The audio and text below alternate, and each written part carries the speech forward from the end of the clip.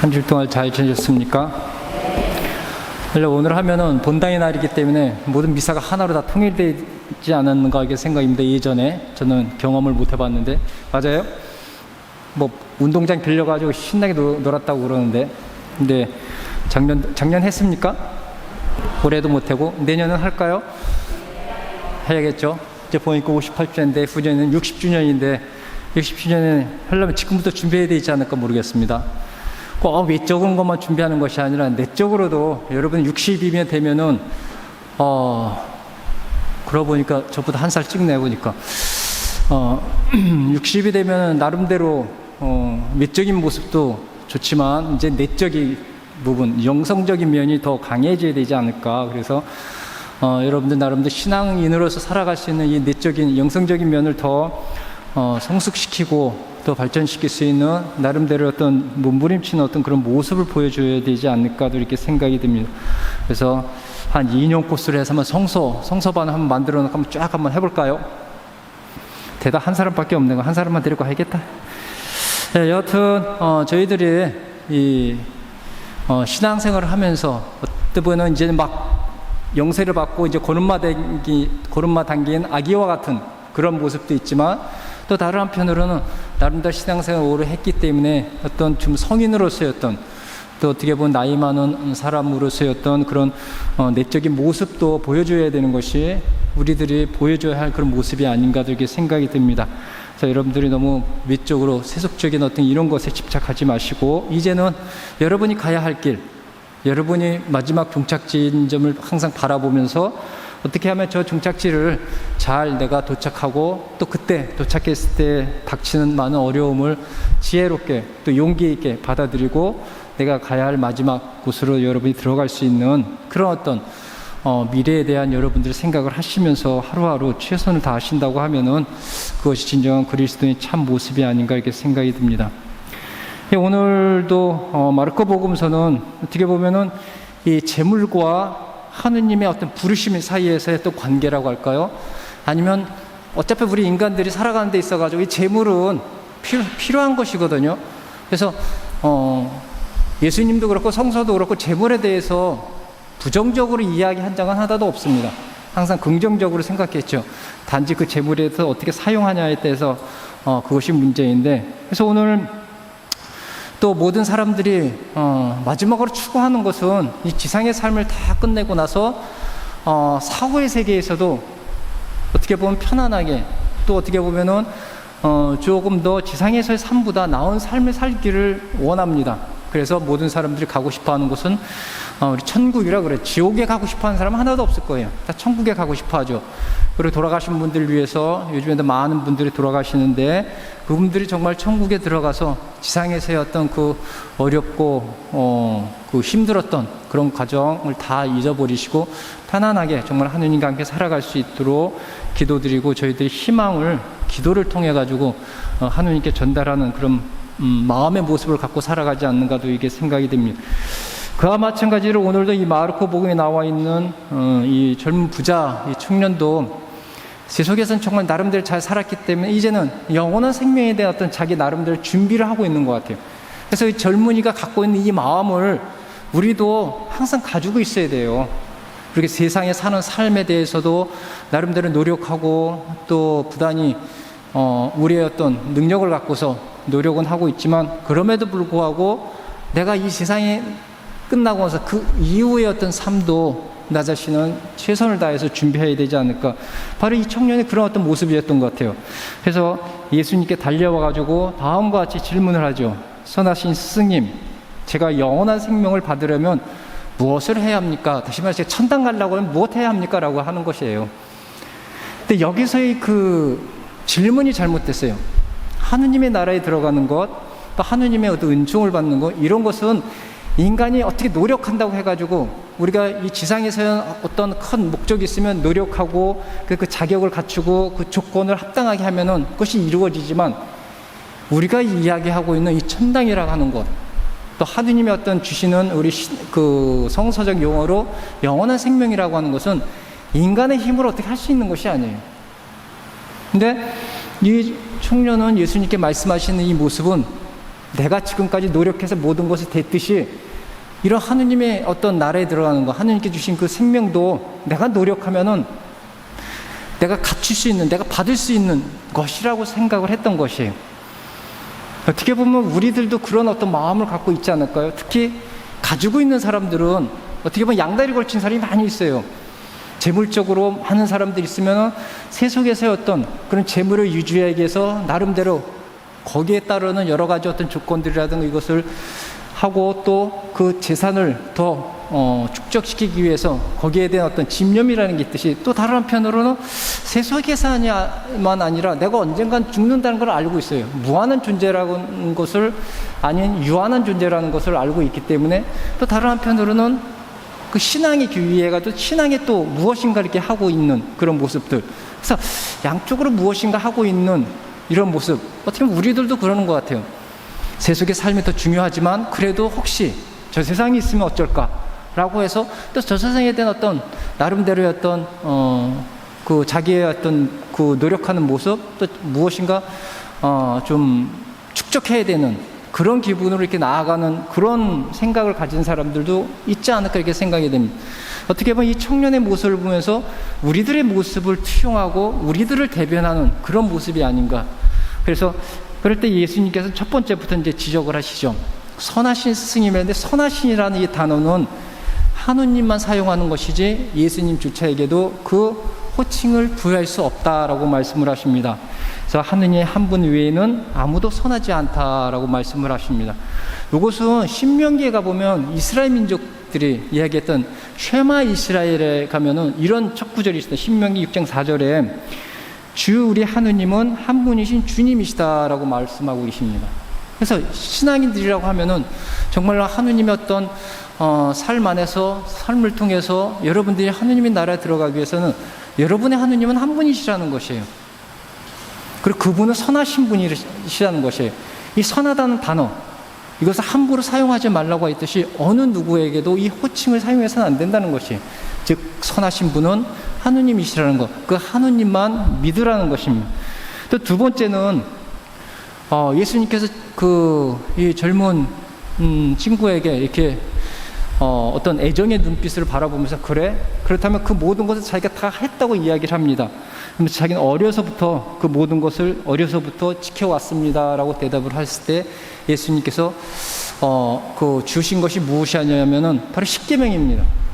이 십계명은 다른 게 아니면 율법이에요. 그래서 그 당시 유다인들은 지상에서 하느님으로부터 은총, 하느님으로부터 축복을 받는 것은 이 율법, 한 분이신 하느님이 말씀하신 이 율법을 잘 지킴으로써 그들은 하느님의 축복을 받는다고 생각을 했거든요. 바로 이 젊은이도 그와 같이 생각을 했던 것이에요. 그래서 그 율법을 잘 지킴으로써 자기도 어떻게 보면은 축복을 받을 수 있는, 지상에서의 어떤 삶을 그 풍부하게 살아갈 수 있는 그런 하느님의 은총을 받을 수 있다 생각을 했기 때문에 이 삶에 대해서는 열심히 살아갔습니다. 그런데 그런 어떤 지상에서의 삶은 확신하지만 그 이후의 삶에 대해서는 확신할 수가 없었던 것이에요. 유다인들에게 있어서는 이 죽고 나서의 부활이라는 개념이 없습니다. 구약 성서는 이 죽음에 대해서조차도 이야기하지 않아요. 왜냐하면 죽음이라는 것은 하느님과의 단절이거든요. 그래서 죽음에 관해서는 이야기조차도 하지도 않았고 죽음 이후의 세계에 대해서도 생각하지 않았던 그런 시대였습니다. 그러나 예수님 시대 가까이에 왔을 때 몇몇 파들, 특히 이제 바리사이파 같은 경우에는 인간이 죽어서 부활이라고 하는 새로운 삶을 살 수 있다는 이런 개념의 교리가 나오기 시작했습니다. 그러나 대부분의 사람들은 이 부활이라고 하는 개념을 몰랐기 때문에 사후의 세상에 대해서는 잘 몰랐던 이런 세상. 그렇지만 이 젊은이는 이 세상에서 삶은 이런 어떤 율법을 지킴으로써 만족을 할 수 있는데 그 이후의 삶에 대해서는 자기가 확신이 쓸 수가 없었던 것이에요. 그래서 예수님께 와서 제가 무엇을 해야지 영원한 생명을 받을 수 있습니까? 라고 하는 질문을 하게 됩니다.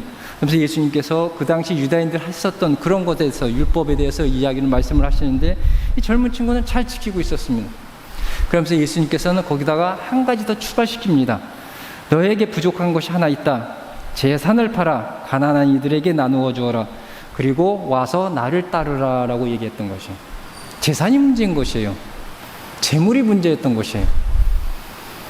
우리의 이 지상의 삶을 이렇게 보면은 자본주의 국가라는 게 있잖아요. 자본이 항상 중심이 되잖아요. 모든 것은 돈이 문제가 되는 것이에요. 재물이 문제가 되는 것이에요. 그래서 어떤 이 재물에 관한 것은 유명한 그 불교의 한 노 스님께서 말씀하신 이 부분이 어떻게 보면은 예수님께서 말씀하시고자 했던 그런 뜻이 아니었던가 이게 생각이 듭니다. 그분께서 말씀하시기를 이렇게 말씀을 하셔요. 공기 한 모금도 가졌던 거 버릴 줄 모르면 들이마셨으면 공기도 내뿜어야잖아요. 그래야 내가 사는 거 아니에요. 근데 내뿜은 것조차 그것을 들이마신 것조차 내뿜지 않으면 그게 뭐예요? 죽음이잖아요. 죽은 사람들이 뭐예요? 공기를 들이쉬면 내뿜으면 이렇게 왔다 갔다 하는 것이 살아있는 사람들의 모습이잖아요. 근데 들이마신 것을 내뿜지 않으면 죽는 것이에요. 재물도 가지고 있으면 내놓을 줄 알으라는 그런 뜻이에요. 가졌던 거 버릴 줄 모르면 그게 곧 저승 가는 것인지 뻔히 알면서 어찌 그렇게 이것도 내 것, 내 것도 내 것, 모두 다 내 것이냐 움켜쥐려만 하시는가. 아무리 많이 가졌어도 저승길 가는 데는 티끌 하나도 못 가지고 가는 법이라네. 쓸 만큼 쓰고 남은 것은 버릴 줄도 아시게나 자네가 움켜쥔 게 웬만큼 되거들랑 자네보다 더 아쉬운 사람에게 자네 것 좀 나눠주고 그들의 마음 밭에 자네 추억 씨앗 뿌려 사람 마음속에 향기로운 꽃 피우면 천국이 따로 없네, 극락이 따로 없네 라고 이 말씀을 하십니다. 재물을 가지고 있으면 자기가 어느 정도 쓸 만큼 있었다고 하면 남는 것이 있다고 하면 좀 나누어 주라고 하는 것이. 그래서 여기서 예수님께서 말씀하신 것은 재산을 팔아 가난한 이들에게 나누어 주어라 라고 했던 것은 재산이라는 것은 두 가지 성격이 있습니다. 하나는 선한 일을 할 수 있는, 또 다른 악한 일을 할 수 있는 이런 성격을 가지고 있습니다. 그래서 이 재산이라고 하는 것은 어떻게 보면은 예수님께서도 가난에 대해서는 굉장히 비판적이었습니다. 가난은 사람을 피폐하게 만들고 또 사람은 하느님께서 창조했던 인간이 인간답게 살아갈 수 없게 만드는 것이 가난인 것이에요. 그래서 이 가난은 있어서는 안 되는 것이에요. 그래서 예수님께서 또 구약의 하느님께서도 항상 나누어 주라고, 자기가 가지고 있는 것이 있으면 나누어 주라고 하면서 그 피폐한 모습, 인간답게 살아갈 수 없는 그 조건, 환경, 그런 생활 조건에서 그가 벗어날 수 있게끔 도와주라고 했던 것이에요. 그것이 무엇을 통해서? 재물을 통해 가지고 그러라고 했던 것이거든요. 그래서 이 재물이라고 하는 것은 굉장히 긍정적인 어떤 그런 의미를 갖고 있습니다. 그래서 이것이 좋은데 사용을 하게 되면은 그것이 선한 일을 할 수 있지만, 근데 이 재물을 모으기 위해서 또 다른 재물에 대한 욕심, 집착을 갖게 되면은 그것을 통해서 많은 사람들이 피해를 보고 그것을 통해 가지고 너무나 많은 사람들이 고통을 받는, 그래서 사람을 더 피폐하게 만드는 그런 성격도 가지고 있다는 것입니다. 그래서 여러분들이 가지고 있는 그 재산의 긍정적인 측면, 그래서 예수님께서는 재산을 팔아 가난한 이들에게 나누어 주어라 라고 말씀을 하고 계십니다. 그래서 여러분들이 가지고 있는 것이 그게 잘못된 것이 아니에요. 부자들 그 자체가 잘못이 있는 것이 아니에요.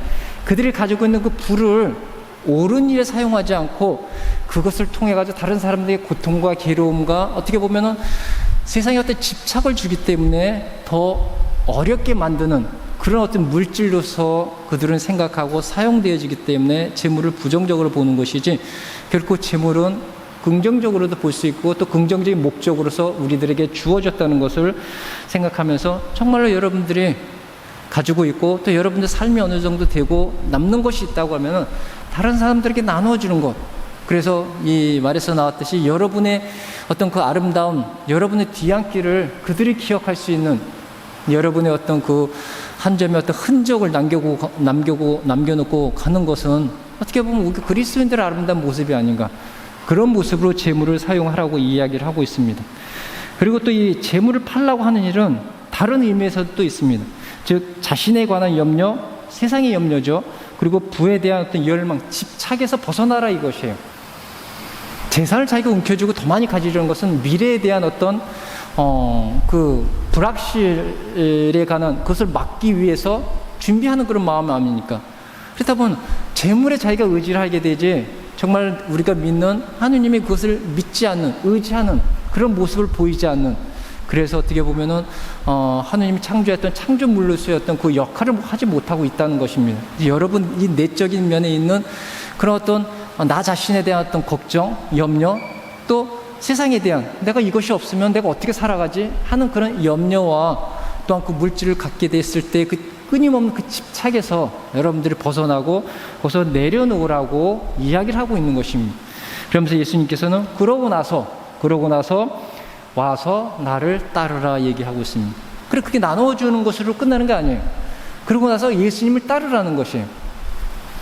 즉 우리 인간이 그런 어떤 선한 일을 한다 할지라도 항상 우리들에는 하느님 어떤 그런 말씀, 하느님께서 그 주신 그 예수님의 통해서 저희들에게 다가오고 있는 하느님의 말씀을 끊임없이 듣고 또 그 말씀을 실행하기 위해서는 예수님과 여러분 함께 있어야지만 하느님의 말씀을 듣고 하느님과 함께 할 수 있는 그런 삶을 살아가고 있다고 이야기하는 것입니다. 이 마르코 복음서 사가는. 그래서 지혜서 저자는 오늘 제1독서에 다음과 같이 이야기를 하고 있습니다. 온 세상의 금도 지혜와 마주하면 한 줌의 모래이고 은도 지혜 앞에서는 진흙처럼 여겨지기 때문이다 라고 하면서 이 재물이라는 것은 지혜 앞에서는 하나의 진흙과 먼지와 같은 것이라는 것입니다. 이 지혜라는 건 하느님 말씀이거든요. 그래서 그 하느님의 말씀을 여러분들이 듣고 또 그 하느님의 말씀을 여러분들이 실행하기 위해서는 그 하느님의 말씀이 나오는 그 통로거지 바로 예수님이거든요. 그래서 예수님과 함께 있어야지만 하느님의 그 지혜가 여러분들에게 도달하고 여러분들은 그 지혜를 삶을 살아갈 수 있고 또 그 지혜를 다른 사람들에게 나누어 줄 수 있는 그런 어떤 사람으로서의 어떤 역할을 할 수 있다는 것이에요.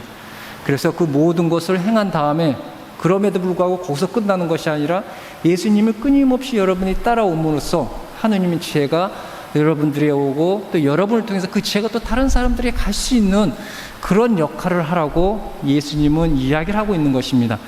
그렇지만 이 젊은이는 그것을 못합니다. 어떻게 보면 우리가 신앙적으로 그 교회에서 요구하고 있는 어떤 그런 삶의 모습이랄까요? 그런 것은 열심히 신앙적으로 살아가는데 근데 실질적으로 자기가 실행해야 할 재물에 관해서는 내놓을 수가 없는, 그래서 이 청년은 쓸쓸히 떠나가는 그런 모습이거든요. 우리들의 모습도 한번 이렇게 보세요. 저희가 신앙이면서 예수님의 말씀에 충실하고 또 교회에서 하라고 하는 뭐 기도라든가 이 어떤 신심 생활이라든가 미사에 참석하라든가 이런 거 열심히 해요. 완벽해요. 근데 실제로 자기가 가지고 있는 것을 내놓고 나누어주고 그것을 통해서 정말로 어렵게 살아가고 있는 사람들, 자기 힘으로는 어떻게 헤어날 수 없는 그런 상해 있는 사람들에게 조금 손길을 내밀려고 하면은 경쟁적으로 그 힘들어하고 어려워하고 어떤 때는 뒤로 빠지고 어떤 때는 어쩔 수 없이 그냥 내는 그런 모습에 나 자신을 볼 수 있지 않을까. 이 젊은이를 통해서 마르코 복음은 우리들의 모습, 우리들의 자화상의 모습을 보여주고 있는 것이 아닌가. 여러분들도 많은 것을 가지고 있고 여러분 나름 신앙생활 많이 잘 열심히 살아가고 있다고 생각하십시오. 그리고 예수님 앞에서 이 젊은이와 같처럼 영원한 생명을 얻기 위해서는 제가 무엇을 해야 합니까? 라고 했을 때 예수님이 지금과 같은 대답을 했을 때 여러분의 결정은 어떤 결정일까요? 정말 모든 것을 팔아서 가난한 이들에게 나눠주고 예수님의 길을 꿋꿋하게 여러분이 그리스도의 삶의 길을 계속 걸을 수 있을까요? 아니면 지금 젊은이와 같은 그런 길을 걸을 수 있을까요? 그것은 여러분들이 결정해야 할 문제라는 것입니다. 그러면서 예수님은 제자들에게 다시 한번 부자가 정말 하느님 나라에 들어가니 어렵다는 것을 강조하시면서 다음같이 이야기를 하시죠. 하느님 나라에 들어가기는 참으로 어렵다. 부자가 하느님 나라에 들어가는 것보다 낙타가 바늘기로 빠져나가는 것이 더 쉽다라고 이야기합니다. 이때 제자들이 하는 얘기, 그러면 누가 들어갈 수 있냐 이렇게 얘기하죠. 이렇다고 하면 낙타가 바늘기로 들어간다는 것은 결국 불가능하다는 것이 아니에요. 그럼 재산을 많이 가지고 있는 사람들, 내가 나름대로 부를 갖고 있다는 사람들은 결코 하느님 나라에 들어갈 수 없다는 것이에요. 그래서 이 이론은 낙타가 바늘기에 들어가는 것은 이론적으로는 간단해요. 낙타가 바늘기 구멍보다 작게 만들면 돼요. 이론적으로. 다시 말하면 부피를 줄이라 이거세요. 가지고 있는 것을 끊임없이 내려놓으라는 것이에요.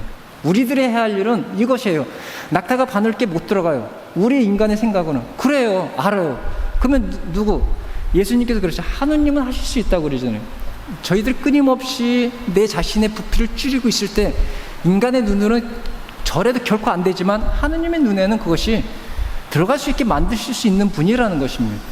그래서 우리가 해야 할 일은 하나님께서 시키신 그 일을 하면 돼요. 우리의 눈으로는 불가능하고 이 세속의 어떤 이치로서는 저것은 결코 이루어질 수 없는 불가능한 길이지만, 그럼에도 불구하고 우리가 계속 그 불가능한 길을 끊임없이 한다고 하면은 그것은 우리 인간의 힘, 이 지상의 힘이 아닌 하느님의 은총의 힘, 하느님의 은혜의 힘으로 된다는 것이, 그것을 믿는 사람이 바로 그리스도인들이고 예수님의 제자이고 예수님께서 나를 따르라고 하신 이유가 여기에서 나오는 것입니다.